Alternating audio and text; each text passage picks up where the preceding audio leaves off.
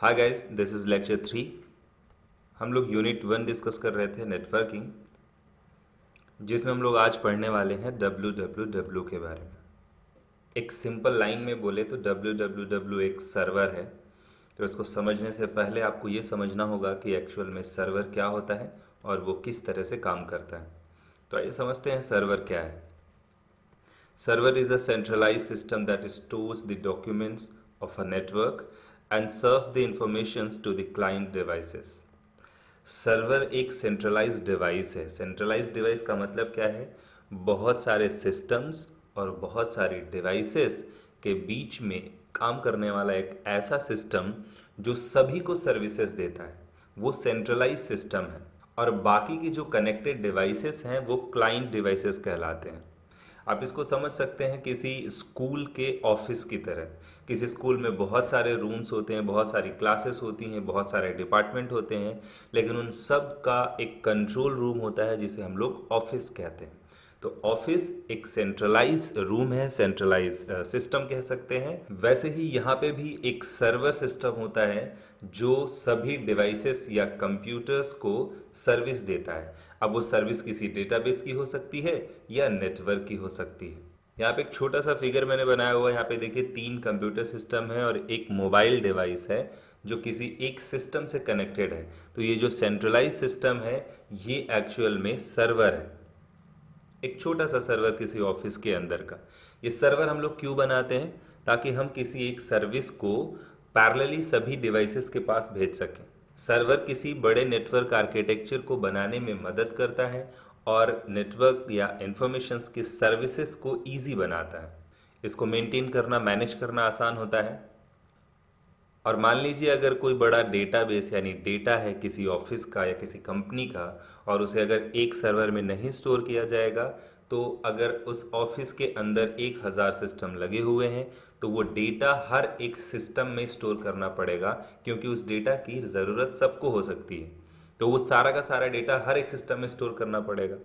और हो सकता है वो डेटा बहुत बड़े साइज का हो, तो उस बड़े साइज के डेटा को स्टोर करने के लिए हर एक सिस्टम की कैपेसिटी बढ़ानी पड़ेगी। तो हर सिस्टम कॉस्टली पड़ेगा, उसकी कैपेसिटी, हार्ड डिस्क, रैम सब कुछ बढ़ाना पड़ेगा। तो 1000 सिस्टम का जो कॉस्ट आएगा वो बहुत ज़्यादा महंगा होगा कंपनी के लिए। और इसके साथ एक और प्रॉब्लम होगी, क्योंकि कंपनी का डेटा है तो वो डेटा सेम होगा सबके लिए। तो सेम डेटा की 1000 कॉपी सभी सिस्टम्स को दी गई होंगी। सभी उस डेटाबेस में कोई ना कोई काम कर रहे होंगे, चेंजेस कर रहे होंगे। तो अगर एक पर्सन ने, एक एम्प्लॉय ने किसी डेटाबेस में कोई चेंजेस किए, तो दूसरे एम्प्लॉय को ये कैसे पता चलेगा कि इसमें चेंजेस हो चुके हैं? फॉर एग्जाम्पल, आप मान लीजिए ट्रेन का टिकट बुक करते हैं या मान लीजिए मूवी का टिकट बुक करते हैं। तो किसी एक सीट को अगर किसी ने पहले से बुक करके रखा हुआ है तो वो आपको पता चल जाता है कि हाँ ये सीट बुक है, या किसी ट्रेन की सीट बुक है, तो आपको पहले से पता चल जाता है। ऐसा कैसे हो पाता है? ऐसे हो पाता है कि उस ऑर्गेनाइजेशन का या कंपनी का एक सिंगल सर्वर होता है, और कोई कहीं से भी टिकट बुक करता है वो सिंगल स्टेशन पे जाता है, सिंगल एक प्लेस पे जाता है। तो वहीं पे चेंजेस होते हैं। इस वजह से जब दूसरा बंदा उसको एक्सेस करता है तो वो चेंजेस उसको दिखाई देते हैं। अब अगर ये डेटाबेस सभी सिस्टम को अलग अलग दे दिया जाए तो हो सकता है एक ही सीट को 50 लोग बुक कर दें, और जब स्टेशन पे पहुंचे तो वहां पे लड़ाई होगी। तो एक सिंगल सर्वर बनाने से क्या होता है? सारा डेटा किसी एक जगह पे स्टोर है, सभी डिवाइसेस उस डेटाबेस को इक्वली एक्सेस कर रहे हैं, और जो भी चेंजेस कर रहे हैं वो सबको दिखाई दे रहा है। तो हमें अलग अलग सिस्टम पे उसको मैनेज नहीं करना पड़ रहा है, अलग अलग सिस्टम को ज़्यादा कैपेसिटी का नहीं बनाना पड़ रहा है। एक मेन सर्वर हमने बनाया और उसको ज़्यादा कैपेसिटी का बना दिया, और बाकी सिस्टम की कैपेसिटी कम है, बाकी सिस्टम सिर्फ उससे डेटा निकाल करके यूज़ कर रहे हैं। तो ये मेन जो सेंट्रलाइज सिस्टम है, जो नेटवर्किंग के कॉन्सेप्ट में इसकी कॉस्ट को कम करता है, इसकी परफॉर्मेंस को इन्हेंस करता है, बढ़ाता है, इसके साथ साथ स्टोरेज को कम कर देता है, और भी बहुत सारे बेनिफिट्स हैं, इसलिए हम इसको बनाते हैं। तो इसे कहेंगे एक छोटा सा नेटवर्क। जो बीच में डिवाइस लगी हुई है उसको कहेंगे सर्वर, और बाकी जो डिवाइसेस हैं उनको बोलेंगे क्लाइंट या क्लाइंट डिवाइसेस, जिसमें से 3 क्लाइंट कंप्यूटर हैं और एक क्लाइंट मोबाइल है। अब इसी को थोड़ा सा इनहेंस करते हैं। ये एक रूम के अंदर का नेटवर्क हो सकता है। आइए थोड़ा सा आगे बढ़ते हैं। यहाँ पे देखिए, इस तरह के छोटे छोटे बहुत सारे नेटवर्क हैं, कई अलग अलग रूम के। या यूं कहें कि ये हो सकता है किसी एक बिल्डिंग का हो, जिसमें हमने 4 डिवाइसेस जोड़ी हैं। हो सकता है उस पूरी बिल्डिंग में 4000 डिवाइसेस हों, वो सारी एक सर्वर से कनेक्टेड है। हमने एग्जाम्पल के तौर पे 4 दिए हुए हैं। इसमें और भी ज़्यादा डिवाइसेस हो सकती हैं या कम हो सकती हैं। अब मान लीजिए ये अलग अलग बिल्डिंग का नेटवर्क है, इन सबको हम आपस में जोड़ना चाहते हैं, तो हमें एक सेंट्रलाइज्ड डिवाइस बनानी पड़ेगी जिसके थ्रू हम इन सभी नेटवर्क्स को आपस में जोड़ देंगे। तो वो जो छोटे छोटे सर्वर हैं वो मिल करके एक सर्वर से कनेक्ट हो जाएंगे, तो हम इसे भी सर्वर कहेंगे। ये उन सभी सर्वरों का सर्वर है, तो इनसे बड़ा सर्वर है। अब अगर हम इस फर्स्ट वाले नेटवर्क की बात करें, तो इसमें जो डेटा पड़ा होगा, अगर वो डेटा यहाँ इस मोबाइल को चाहिए होगा तो नहीं पहुंच पाएगा डायरेक्टली, क्योंकि ये सर्वर सिर्फ इन डिवाइसेस को ही सर्विस दे पा रहा है। बट अगर हमने इस सर्वर से कनेक्ट कर रखा है सभी सर्वर्स को, तो ये इसके थ्रू यहाँ और यहाँ से यहाँ पहुंचेगा और यहाँ से इस डिवाइस तक पहुंच जाएगा। तो ये सभी आपस में एक दूसरे से कनेक्ट हो गए। तो ये आपकी जो मेन सेंट्रलाइज्ड डिवाइस है, इसको हम बोलते हैं सर्वर।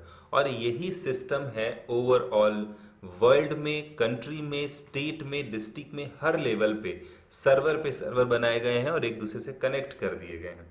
अब इसको अगर एक लेवल पे और बढ़ाते हैं, तो यहाँ पे देखिए, मान लीजिए ये पूरी एक कंट्री है जहाँ पे छोटे छोटे सर्वर आपस में कनेक्टेड हैं। ये पूरी कंट्री का एक बड़ा सर्वर है। ऐसे ही यहाँ पे अलग कंट्री का ये सर्वर है, ऐसे अलग कंट्री का ये है और अलग अलग कंट्रीज का ये है। जब सारी कंट्रीज को आपस में जोड़ना पड़ा, तो एक बड़े सर्वर की रिक्वायरमेंट आई, जो इंटरनेशनल लेवल का सबसे बड़ा सर्वर बनाया गया, जिसे हम महासर्वर कह सकते हैं। इसी को हम लोग WWW कहते हैं, वर्ल्ड वाइड वेब। इसलिए मैंने आपको बोला था एक सिंपल लाइन में कि www क्या है, एक सर्वर है। लेकिन ये कोई छोटा मोटा सर्वर नहीं है, ये दुनिया का सबसे बड़ा सर्वर है, जो सभी को नेटवर्क या इंटरफेस या फिर आप कह सकते हैं इंफॉर्मेशन की सर्विसेज देता है। अब यहाँ पे एक डिफरेंस भी समझिएगा, इंटरनेट और www दोनों ही अलग अलग चीज़ें हैं। इंटरनेट ये नेटवर्क है, हम इस नेटवर्क को बोलते हैं इंटरनेट, जो ये कनेक्टिविटी प्रोवाइड करता है। लेकिन उस इंटरनेट के थ्रू हमें जो डेटा मिलता है, गूगल, फेसबुक, या ढेर सारा जो भी हम इंफॉर्मेशन सर्च करते हैं, वो सब इस स्टोरेज के अंदर होता है। इसको हम लोग बोलते हैं सर्वर। तो सर्वर क्या है, जो सभी तरह के डेटा या इंफॉर्मेशंस को स्टोर करके रखता है। और इंटरनेट क्या है, दुनिया का सबसे बड़ा नेटवर्क है, जो www को कनेक्ट करता है डिवाइसेस से या सर्वर से, ताकि ये वाली सर्विस जो www के पास है वो पूरी दुनिया में पहुंचाई जा सके। तो कहीं से भी डेटा इसी सर्वर से आता जाता है, ये मीडिएटर की तरह काम करता है। तो इंटरनेट नेटवर्क है जो इस सर्वर की सर्विसेज पहुंचाता है ओवरऑल वर्ल्ड में, और ये दुनिया का सबसे बड़ा सर्वर है। So WWW stands for World Wide Web. It is a vast collection of electronic documents. Information system आप इसे कह सकते हैं, एक बहुत बड़ा डॉक्यूमेंट का कलेक्शन है। WWW के पास दुनिया भर के वेबसाइट्स और डॉक्यूमेंट्स स्टोर हैं, जिन्हें इलेक्ट्रॉनिक डॉक्यूमेंट्स कहते हैं। वेब पेजेस स्टोर हैं, अनलिमिटेड वेबसाइट्स, बहुत बड़ा डेटाबेस है उसका। आप देखिए गूगल में कुछ भी आप सर्च करते हैं तो वो सारा डेटा आपको आपकी डिवाइस पे मिल जाता है। तो आपकी डिवाइस, मोबाइल या कंप्यूटर, एक क्लाइंट डिवाइस है। इंटरनेट वो नेटवर्क है जिस नेटवर्क की मदद से आप www से कनेक्ट होते हैं। और www क्या है, एक सर्वर है जहां पे ये सारी इंफॉर्मेशन स्टोर है। वैसे तो आप देखें तो आप अपने आसपास के किसी छोटे मोटे सर्वर से ही कनेक्ट होंगे। आपके मोबाइल या डिवाइस या कंप्यूटर डायरेक्टली किसी भी सर्वर से कनेक्ट नहीं होता या www से कनेक्ट नहीं होता है। आपके आसपास कोई छोटा मोटा सर्वर होता है, वो किसी बड़े सर्वर से कनेक्ट होता है। और ऐसे ही एक मेन सर्वर होता है कंट्री का, जहाँ पे सारे सर्वर कनेक्टेड होते हैं। जैसे इंडिया का जो मेन कनेक्शन आता है वो मुंबई से आता है, महाराष्ट्र से। वहाँ पे समंदर किनारे एक नेटवर्क बनाया गया, स्टेशन बनाया गया है, जहाँ पे इंटरनेट की सारी सर्विसेज और डेटा पहले आता है, रिसीव किया जाता है और फिर वहाँ से सर्कुलेट किया जाता है पूरी कंट्री में। मैंने आपको पिछले वीडियो में बताया भी था कि हमारे यहाँ जो इंटरनेट आता है, नेटवर्क आता है, वो केबल्स के थ्रू आता है। तो समंदर किनारे उसको रिसीव किया जाता है एक स्टेशन में, और उसके बाद उसकी सर्विस पूरी कंट्री में दी जाती है। इसको टिम बर्नर-ली ने डेवलप किया था 1989 में। सर्न एक रिसर्च सेंटर है, nuclear research centre, European research centre है ये। तो WWW का डेवलपमेंट 1989 में हो गया था, लेकिन पब्लिकली इसको पूरी तरह से यूज़ में 1991 में लाया गया था। तो ये सर्वर का इंट्रोडक्शन था और WWW के बारे में हम लोगों ने समझा। So thanks for watching.